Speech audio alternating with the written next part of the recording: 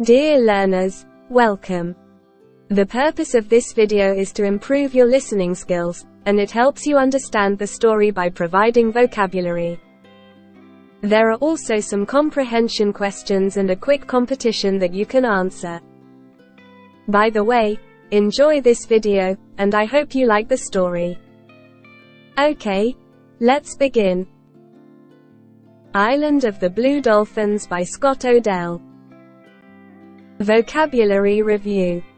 Chapter 6. Thick. Having relatively great extent from one surface or side to the opposite, not thin. Hole.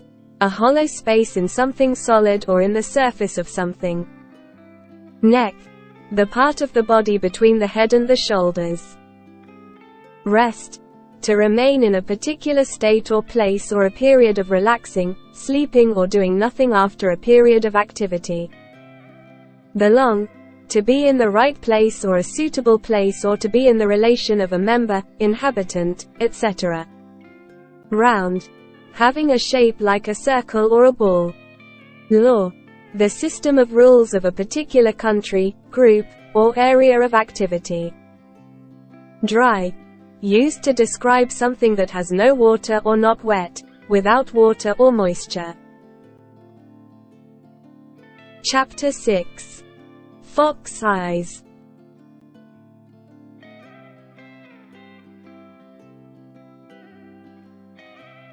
That night my old thoughts and fears returned.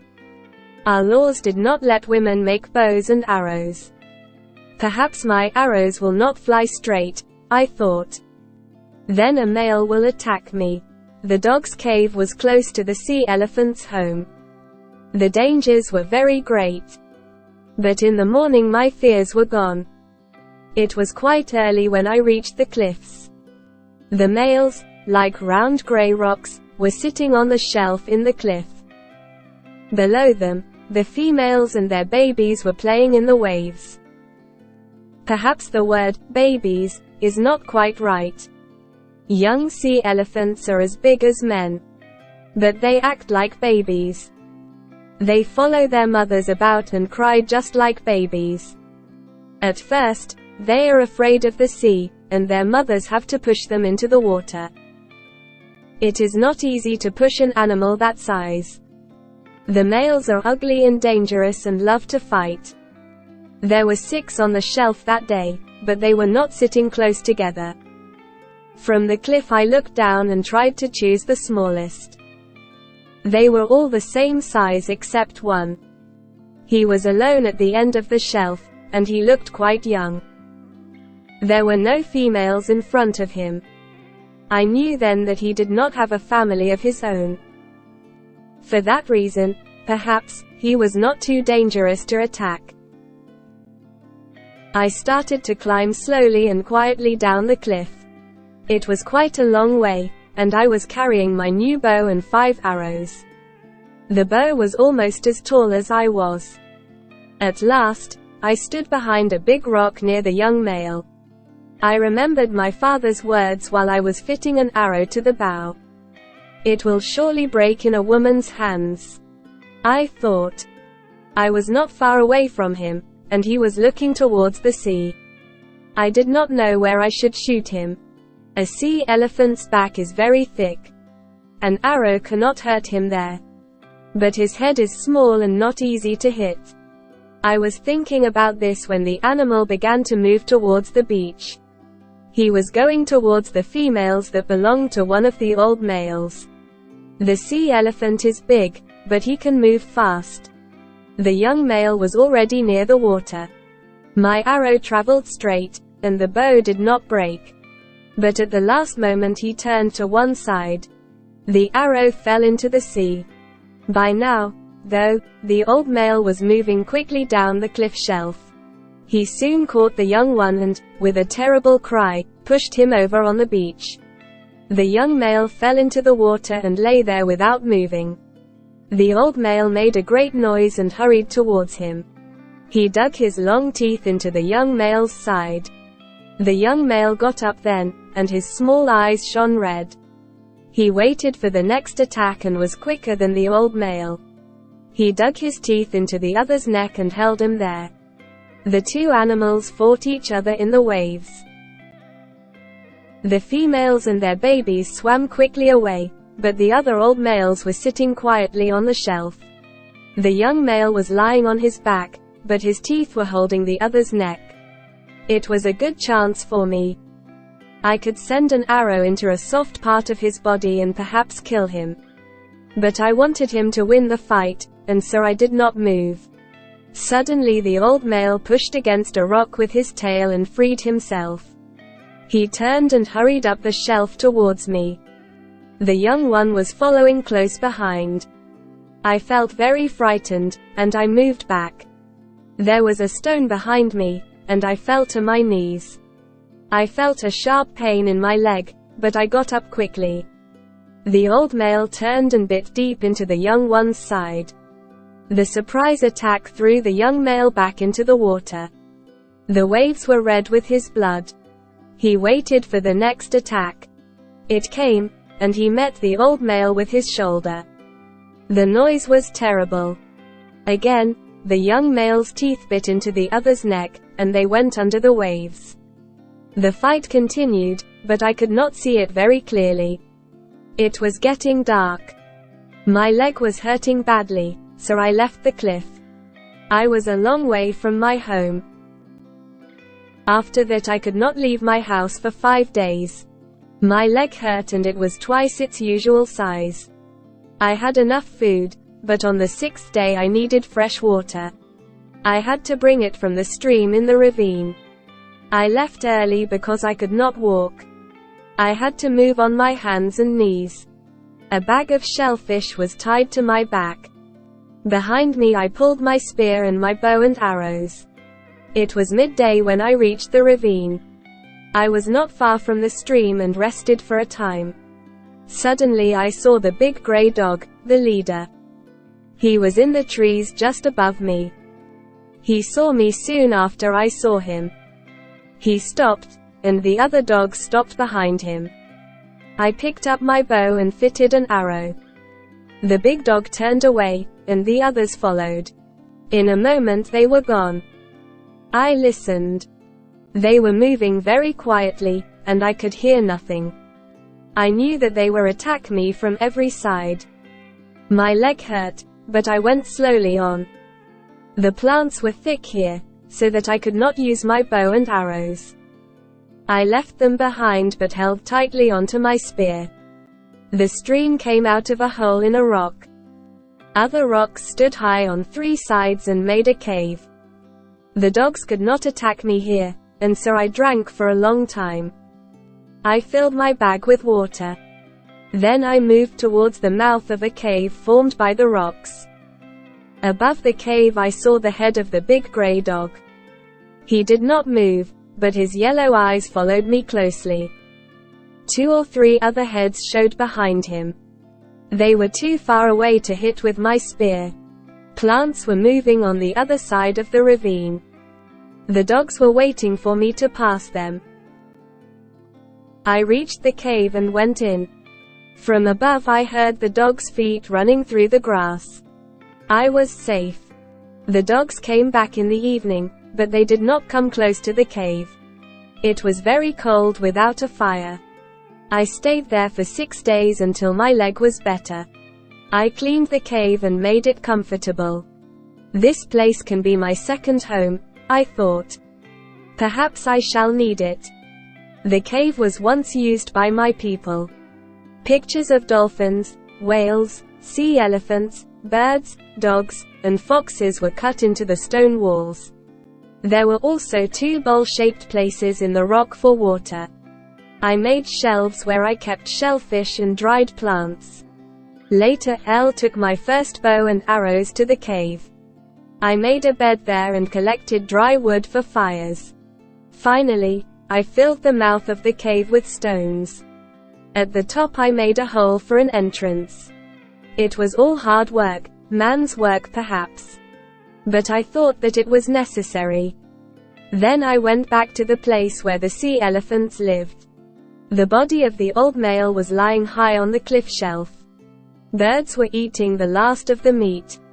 But I found the things that I wanted. Some of the teeth were as long as my hand. I took them home and worked on them. Soon I had 4 beautiful spearheads, and I made 2 new spears. I was ready at last to go to the cave of the dogs. There were always dogs on our island. But we never saw the big grey one before the Alus came. I think that he probably came with them. And they left him on the island when they went. He was now the leader, and I decided to kill him first. I collected wood for a fire and put this near the mouth of their cave. I waited then until they were all inside. I had my big bow, 5 arrows and 2 spears. The fire burned well, and the wind carried the smoke into the cave. But it was a long time before the first 3 dogs ran out. 7 more followed, and later 7 others. I did not shoot them, and they all ran away. The leader came next. He jumped over the fire and stood near the mouth of the cave. He smelt the air. I was close enough to see his nose moving. He did not see me until I lifted my bow. He stood and looked at me. His yellow eyes narrowed. I thought that he was going to jump on me. The arrow hit him in the chest. He turned away and fell.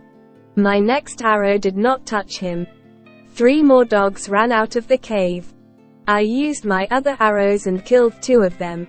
Then I picked up my spears and looked for the leader. He was not there.